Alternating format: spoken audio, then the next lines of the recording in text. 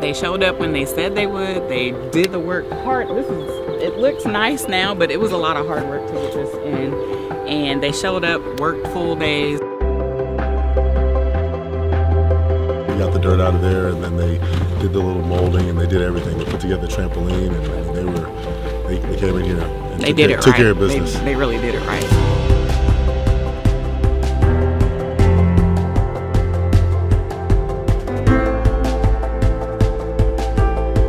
What's the difference of having this in the backyard? It was the main attraction. It was the main attraction. Like I said, the party was last week. Probably had about 50 kids out here. We had other attractions. We had inflatables, and this is where they gravitated toward. Everybody. This is, Definitely recommend going with 365 Custom Turf. They knocked it out, and our kids were out here jumping and having fun and working up a sweat.